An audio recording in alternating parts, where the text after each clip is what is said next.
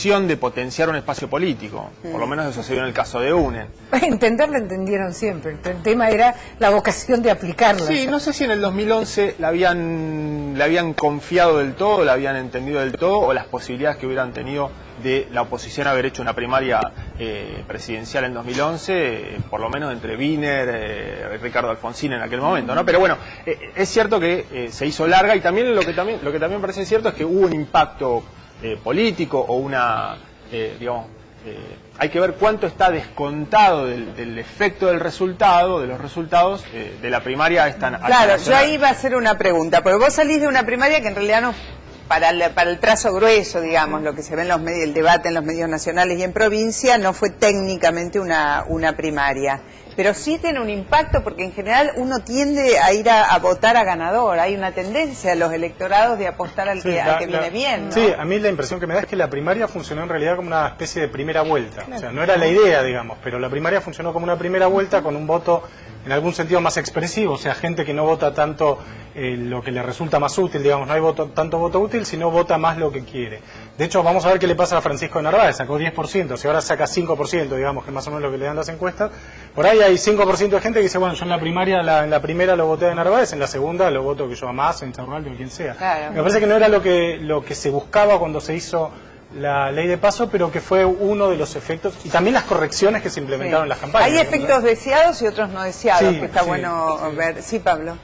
Lo más resbaladizo, me parece, de la política argentina siempre fueron las internas organizadas por el Estado, que nunca le salió al Estado organizarlas. Pensá que Duhalde hizo una ley para hacer internas y después mandó a hacer una ley para derogar la primera ley que había hecho, ¿no? Y creo que estas primarias, en el sentido que fracasaron, es en el tema de Massa. Se suponía que las primarias eran precisamente para que se diriman las internas dentro de los partidos.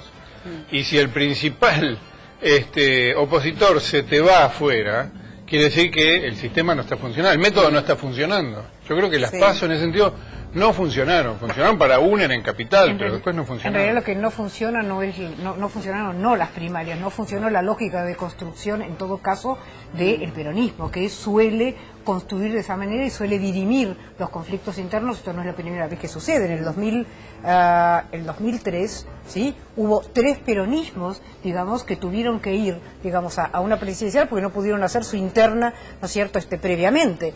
Y me parece a mí que, efectivamente, retomando un poco lo que planteaba Nicolás, en el sentido de que creo que la extensión, digamos, estas elecciones no han generado, mejor dicho, si hay algo que han generado es tedio. Yo te diría que eso es una... se pusieron un poco más divertidas, hubo farándula, hubo romance. Pero fueron tediosas desde el punto de vista, digamos, estrictamente político. Yo te diría, cuando uno observa realmente y logra hacer una especie de síntesis acerca de, bueno, qué se planteó realmente en esta campaña, y fue un festival de deseos. Mira, la diferencia que hay entre un líder, digamos, y un ciudadano común, es que el ciudadano común tiene deseos, ¿sí?, y los líderes, ¿qué es lo que hacen? Procesan esos deseos y lo convierten en propuestas. Cada uno de estos candidatos que ha aparecido en esta campaña ha sido, digamos, una expresión de deseos. Todos desean cosas, ¿no?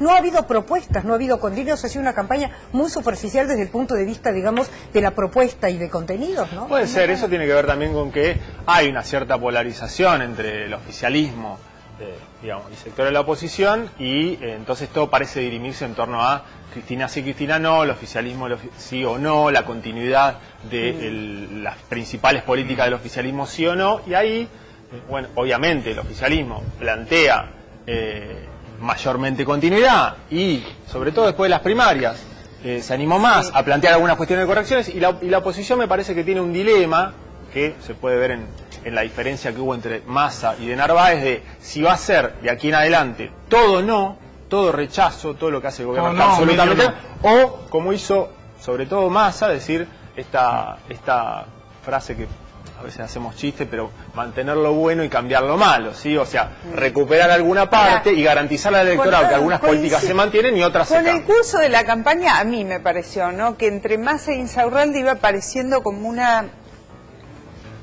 A ver, una cosa de identidades, los dos jóvenes, Fueron los dos convergiendo, ¿no? intendentes, los dos